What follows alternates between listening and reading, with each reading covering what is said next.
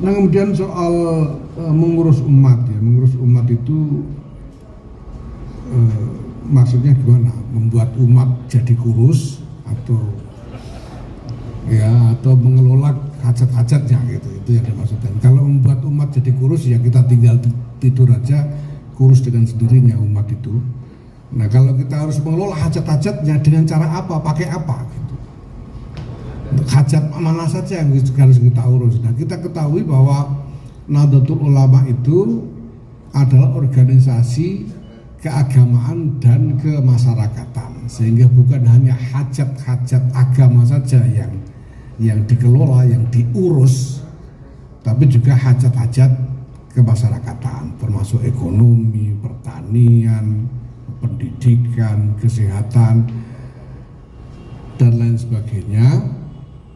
Nah, dan itu semua membutuhkan biaya.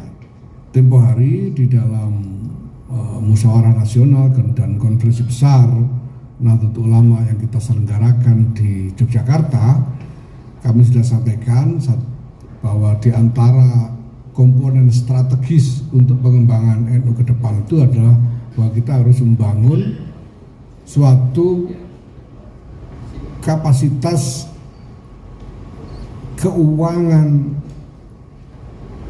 independen yang sustainable. Jadi kapasitas keuangan yang mandiri dan lumintu. Jadi tidak cuma sekali dapat hilang, sekali dapat habis begitu, tapi lumintu. Jadi independen. Jadi kita memerlukan satu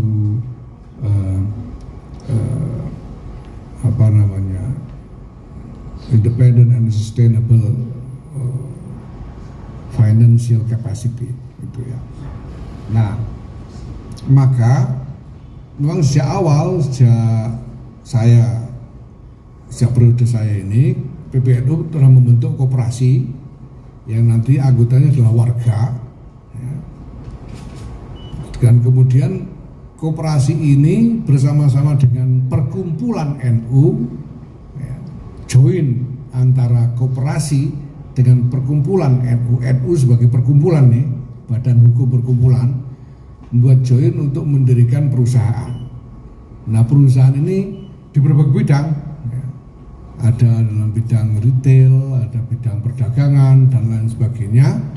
Nah perusahaan-perusahaan ini nanti diharapkan menghasilkan revenue untuk pembiayaan organisasi untuk mengurus umat itu ya, untuk mengurus umat.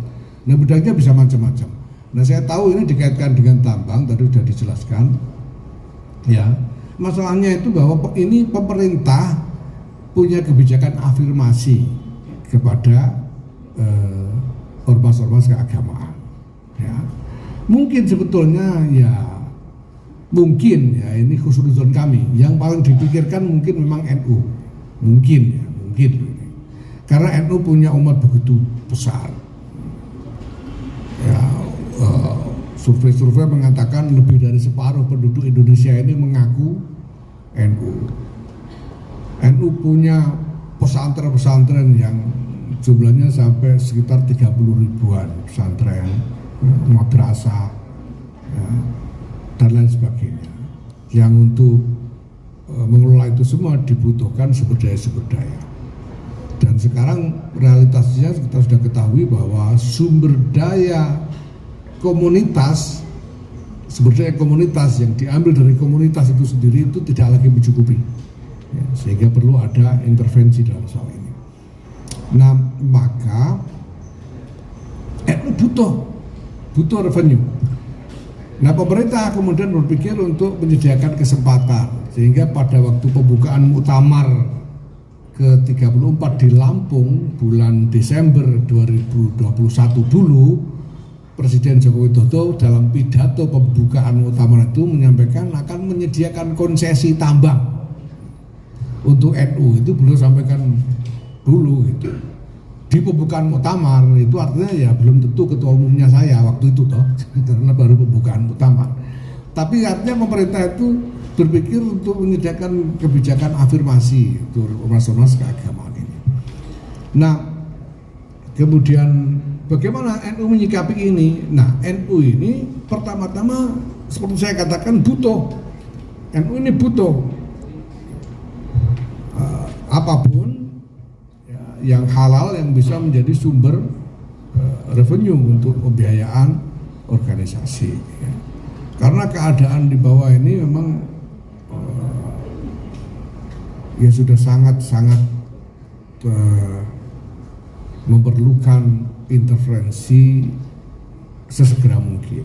Ya, saya bisa bayangkan sekarang satu pesantren aja mari kita lihat ya, Pondok Pesantren Lirboyo Kediri itu santrinya total 43.000 dengan infrastruktur yang sangat terbatas sehingga satu kamar seluas kira-kira 3 kali 3 meter itu diperuntukkan rata-rata bagi 60 sampai 70 orang santri, sehingga mereka hanya bisa pakai kamar itu untuk menaruh barang dan mereka tidur di sembarang tempat.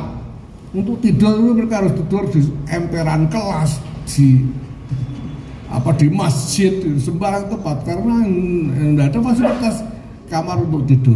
Nah, kalau kita nunggu afirmasi pemerintah yang langsung, itu nanti harus berhadapan dengan macam-macam parameter birokrasi yang pasti lama sekali, undang-undangnya gimana, aturannya gimana dan seterusnya. Nah, kami karena selama ini NU ini secara langsung Inggris dengan mereka, kami mengetahui persis bagaimana cara memperlakukan, bagaimana melakukan intervensi yang strategis untuk menghadapi masalah-masalah seperti ini. Kita misalnya juga punya Muslimat NU itu mengelola ribuan taman kanak-kanak dan Raudhatul Atfal. Dan buahnya itu ribuan taman kanak-kanak Raudhatul Atfal itu guru-gurunya itu cuma diberi honor yang sangat minimal. Saya tahu sendiri ada yang cuma 150.000 sebulan honor guru Raudhatul Atfal ini. Nah, kalau nunggu, dan ini kan semua ini inisiatif komunitas sendiri yang bikin, ditopang dengan kapasitas komunitas. Ya gurunya sih ikhlas semua gitu, ikhlas semua, cuma ya yang ngelihat itu kan ya tidak tega. Nah, komunitas sudah tidak punya lagi kapasitas yang lebih untuk memberi topangan lebih kuat. Nah, begini ini yang membuat kami dalam keadaan memang butuh sekali. Nah, kami memang seperti saya sampaikan tadi sudah membuat ikhtiar-ikhtiar, tapi membuat perusahaan baru yang dijamin ini sungguh-sungguh nanti revenue-nya masuk ke organisasi, bukan kepada individu-individu gitu ya. Sehingga misalnya kalau saya nanti selesai masa bakti saya ini tidak bisa saya bawa pulang perusahaannya itu tetap jadi miliknya NU. Ini kita sudah desain sedemikian rupa. Nah, ini kan juga harus perlu waktu sampai ini betul-betul menghasilkan revenue yang signifikan. Nah, maka ketika pemerintah memberi peluang ini, membuat kebijakan afirmasi ini, kami lihat sebagai peluang dan segera kami tangkap. Butuh gimana lagi gitu. Segera kami tangkap, sehingga kami memang sudah mengajukan, begitu pemerintah mengeluarkan revisi PP nomor 96 tahun 2021 yang memungkinkan untuk ormas keagamaan mendapatkan konsesi tambang, kami juga kemudian mengajukan permohonan. Nah, sekarang masih berproses, ya, misalnya untuk peraturan presiden dan lain-lain, kita lihat nanti. Nah, kemudian apakah NU punya sumber daya? Nah, ini bendahara umum kami ini pengusaha tambang juga, gitu, dan dia tentu tidak sendirian. Bukan hanya soal bahwa dia sendiri pengusaha tambang, tapi sebagai pengusaha tambang dia punya jaringan bisnis di antara ya komunitas pertambangan ini, sehingga saya kira akan ada ruang yang memadai bagi NU untuk membangun kapasitas usaha pertambangan ini. Nah, ada yang belum disinggung mungkin soal lingkungan. Saya tahu ini juga menjadi isu. Ya. Tentu saja bahwa NU punya tanggung jawab moral untuk memperhatikan aspek-aspek terkait lingkungan hidup. Saya sendiri itu, saya pribadi sejak 2016-2017 saya sudah berusaha menaikkan wacana tentang perlunya konsensus nasional tentang ekstraksi sumber daya alam. Indonesia ini semua tahu kaya, kita ini merasa kaya, kaya raya. Tapi kekayaan Indonesia itu sumber daya alam. Sehingga kalau sumber daya alam itu tidak diambil, tidak diekstraksi, ya gak jadi kaya kita. Nah maka supaya kita benar-benar jadi kaya secara aktual, ya memang sumber daya alam harus diekstraksi. Nah cuma parameternya harus memenuhi kepentingan-kepentingan terkait kemaslahatan umum, terkait lingkungan hidup. Nah, menurut saya undang-undang dan peraturan-peraturan regulasi praktis itu mungkin tidak cukup, karena regulasi-regulasi itu biasanya ada lubang, dan lubang itu biasanya diakali gitu ya. Nah tapi kalau kita punya konsensus nasional, nah ini bisa menjadi dasar untuk melakukan pengawasan dan pengendalian yang lebih baik ke depan. Nah tapi tanpa menunggu konsensus internasional itu, konsensus nasional tentang ekstraksi sumber daya alam itu, nah ya NU memberanikan diri untuk masuk aja dulu, nanti kita lihat.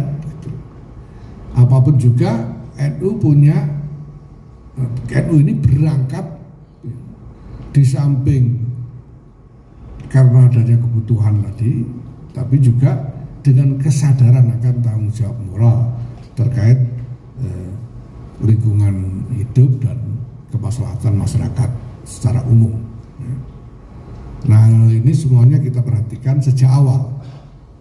Maka termasuk bahwa concern jangan sampai ini kemudian jatuh kepada pribadi-pribadi. Insya Allah kami sudah siapkan desainnya.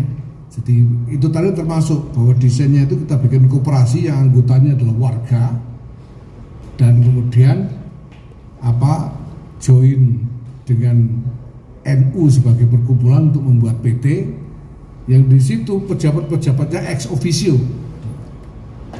Nah, ke depan akan kami kembangkan model yang akan lebih secara bisnis lebih reliable, lebih bisa diandalkan profesionalitasnya, tapi juga lebih aman bagi